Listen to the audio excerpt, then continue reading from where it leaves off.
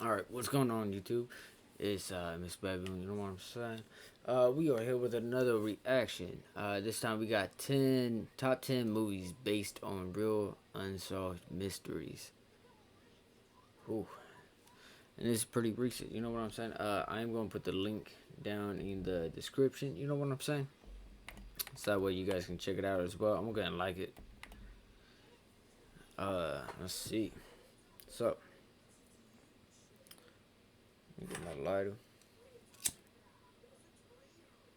Gonna let my thing up.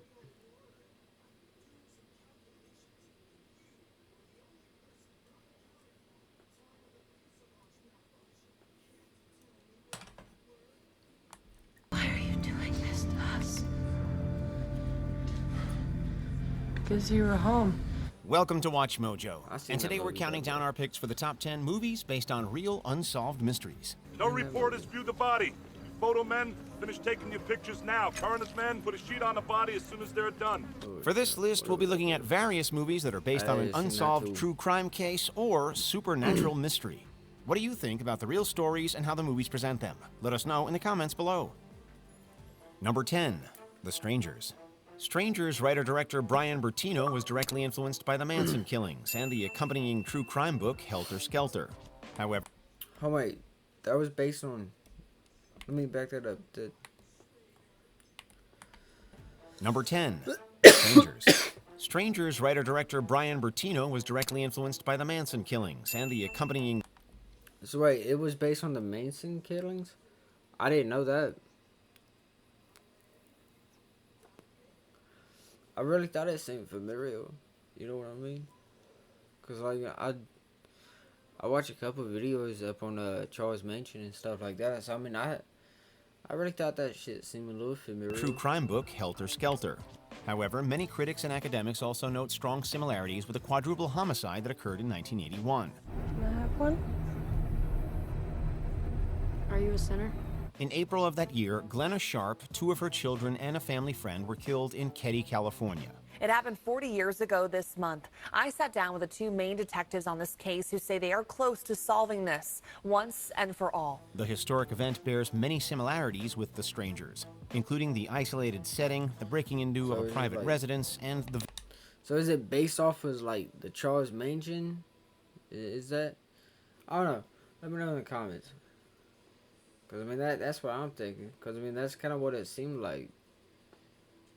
Cause I mean that's what the Manson cult did. You know what I mean? Manson family cult. You know what? Same thing. Well, not saying you know. vicious nature of the killings. You know. You know. You don't have to do. You can stop now. You.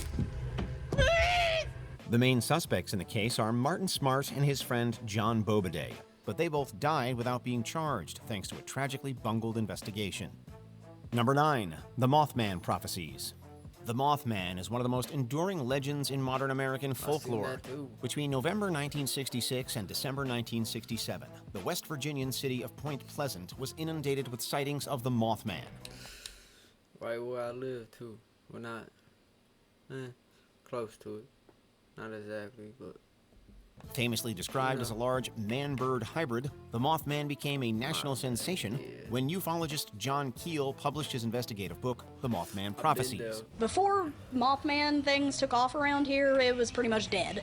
Like, even when I was growing up, Main Street was empty. He argued that the Mothman was a supernatural creature with connections to the Silver Bridge, which collapsed in December of 1967, killing 46 people.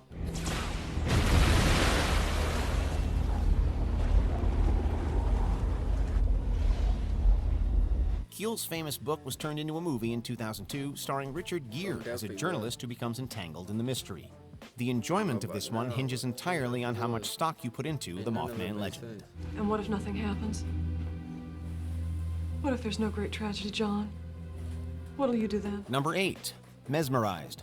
And what they have to say is the I haven't following. seen this one. We do not know how Oliver Thompson died. Starring Real fast though, on the Mothman, there was also like people say like the Man in Black was also somehow involved in like all kinds of stuff, bro. Plus like if you guys ever go there or whatnot, you know what I'm saying? The places really still do close at like 5, 6. Like they don't stay open that long. It's crazy. Jodie Foster and John Lithgow, Mesmerized is loosely based on the mystery of the Pimlico poisoning. Named after the London district in which it occurred, this event concerns the bizarre death of Edwin Bartlett. Bartlett had been found dead with chloroform in his stomach. However, no one could figure out how it got there, as his throat and larynx were free of burns. Experienced physicians have informed us that medicine cannot explain how a poisonous substance could have found itself in the stomach of Mr. Oliver Thompson. Bartlett's wife Adelaide was arrested and charged with the death. However, a significant lack of evidence resulted in her acquittal. What?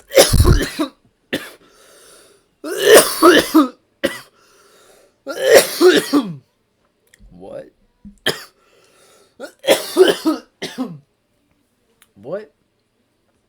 I don't know. I don't know. I don't think I ever heard anything about this one.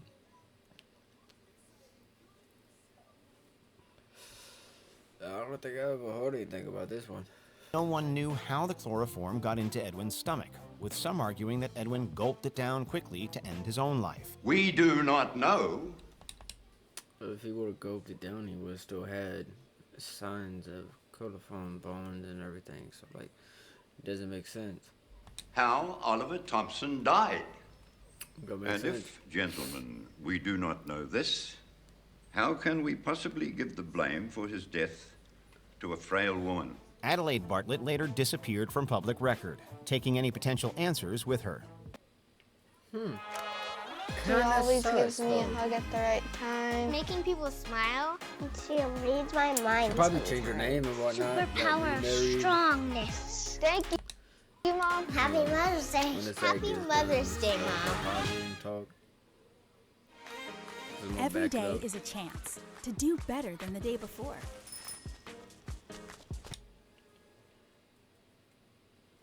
Number 7, the town that dreaded... For his death to a frail woman. Adelaide Bartlett later disappeared from public record, taking any potential answers with her.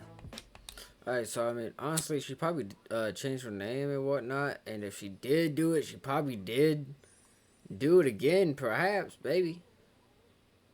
Started doing it again. Very possible. I would have put it, you know.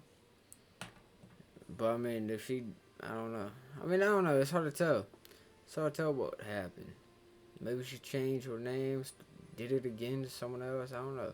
But then again, there will be record of that, would it though? Number 7, the town that dreaded sundown. The people of Texarkana were not enjoying ice cream and sunsets during the summer of 1946. Instead, they were locking themselves inside their homes and watching the police patrol their neighborhoods. It was the town that dreaded sundown, and that's because the Phantom Killer was on the loose. Past 2 weeks, this place has been a madhouse. You don't suppose you could get some of your units to check some of those lovers' parking hangouts, do you?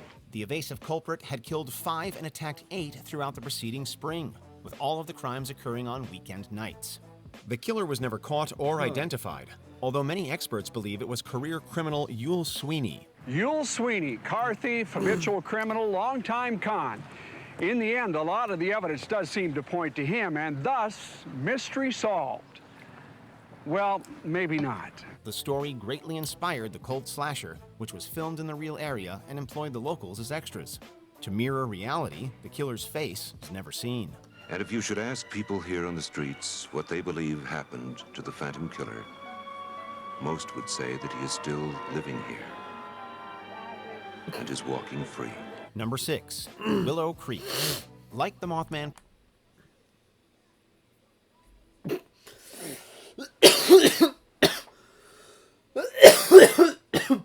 So... oh, wait. Identified, although many experts believe it was career criminal Yule Sweeney. Yule Sweeney, car thief, habitual criminal, longtime con. In the end, a lot of the evidence does seem to point to him. in the end, a lot of the evidence seemed to point to him. So if that's the case, how come they didn't make an arrest? Or did they just not have all the evidence back then to do it? Like, what? I don't know. I kind of want to look into it, though. Because, I mean, that's kind of intriguing, though. I don't know. And thus, mystery solved. Living here. And is walking free. Number 6, Willow Creek. Like the Mothman prophecies, Willow Creek wants you to believe in a mythological creature. I'm Jim Kessel. I'm here at the Trinity National Forest along Route 96, also known as the Bigfoot Byway. Perhaps the most legendary object of modern American folklore, Bigfoot has generated endless discussion throughout the years. How far away was she when you first saw her? Just across the creek. About like from here across the creek. The cryptid's popularity skyrocketed in the late 60s with the Patterson-Gimlin film, which purports to show Bigfoot sauntering around the woods of Northern California. The short film serves as a microcosm of the Bigfoot debate, with some screaming hoax while others insist on its authenticity. The Patterson-Gimlin film is directly referenced in the found footage film Willow Creek, which sees a couple traveling into the forest to film their own Bigfoot video. I'm here with my girlfriend, Kelly Monteleone, where we plan on retracing the famed 1967 Patterson-Gimlin footage in our search for Bigfoot. It's an undertaking that many have done, hoping to catch a glimpse of America's greatest legend. Number 5, The Entity.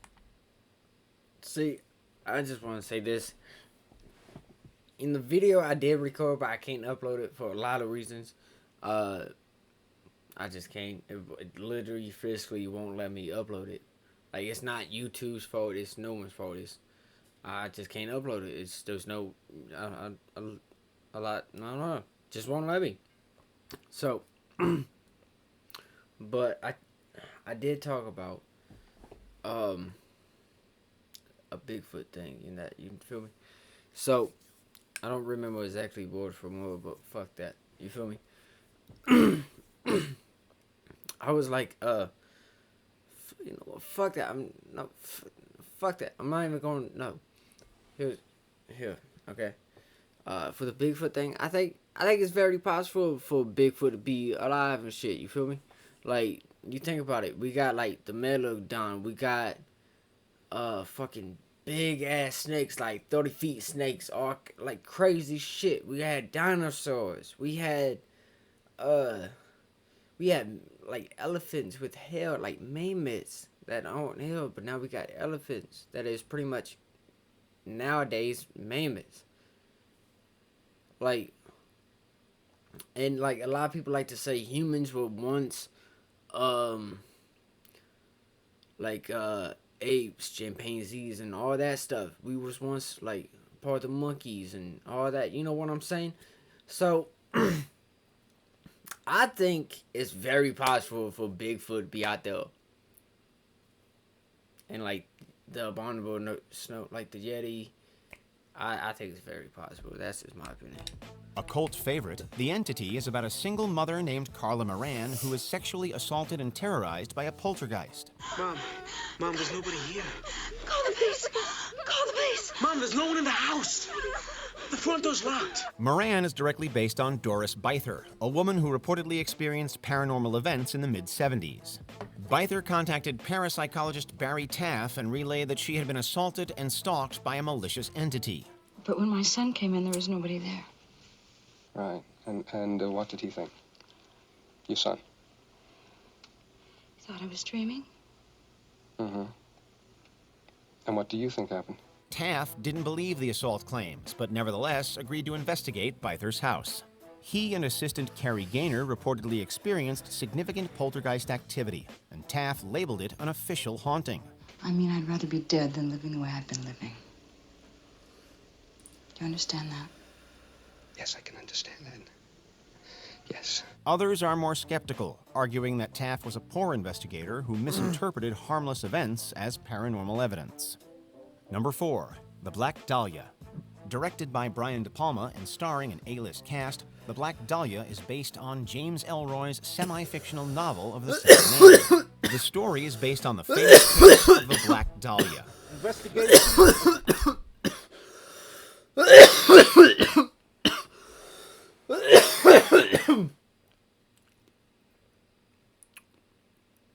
I don't know. I think ghosts and paranormal and all that stuff. I think that stuff's real. I think all that stuff's real. For sure. Just gotta find a way to prove it. Everyone does that believe in it. You feel me? Everyone just gotta find a way to prove it. You know what I'm saying? But I mean, I don't know. I feel like everyone's experienced it. They just don't want to admit it. They block it out.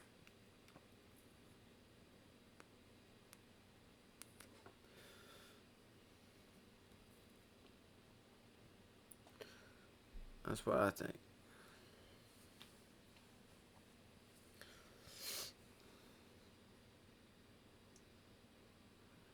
Let's see. Let's back it up because I don't remember the beginning of this. Right here. We're going back to Investigator who misinterpreted harmless events as paranormal evidence. Number 4, The Black Dahlia. Directed by Brian De Palma and starring an A-list cast, The Black Dahlia is based on James Ellroy's semi-fictional novel of the same name. The story is based on the famous case of the Black Dahlia. Investigation of upper half abdominal cavity reveals no free-flowing blood. Intestines, stomach, spleen, liver, all removed. Real name Elizabeth Short, the Dahlia was infamously killed in 1947, and her death remains one of the most tantalizing unsolved mysteries in modern history. Ellroy's novel blends fiction with fact, basing much of the story in reality while making up various fictitious elements. One of Ellroy's inventions is a character named Ramona, who is eventually revealed to be the killer. She looks so like my Maddie. It was the coolest joke. De Palma carried this over into his film, with Fiona Shaw playing the murderer. In real life, no one has the faintest idea as to who killed Elizabeth Short. The basic rule of homicide apply. Nothing stays buried forever. Corpses, ghosts, nothing stays buried forever. BetMGM Casino. Download today.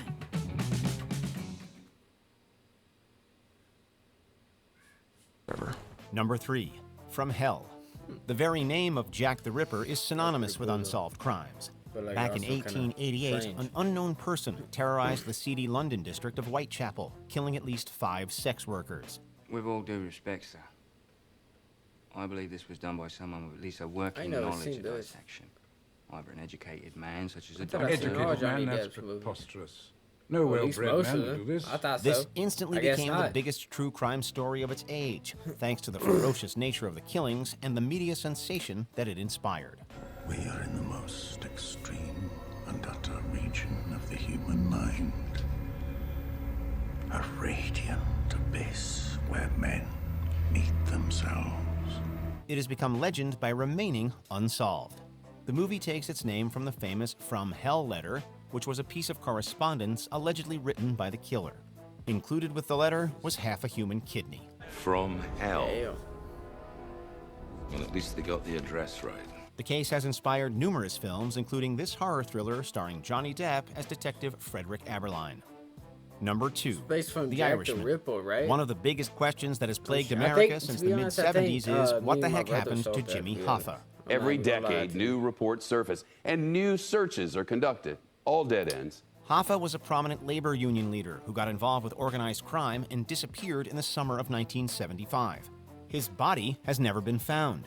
In 2004, an investigator named Charles Brandt published the nonfiction seen book this. I Heard You Paint Houses, which is about labor union official Frank Sheeran. You ever show up late? No. Do you have any moving violations? No. Do you I've drink seen on this. the job? It No. was You ever hit anybody? amazing. On a job? Yeah. No.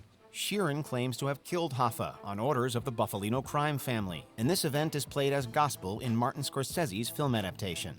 It's important to note that nothing has been confirmed, and many people doubt the authenticity of Sheeran's claim. Let's get out of here. Come on. To this day, Hoffa's disappearance remains a mystery.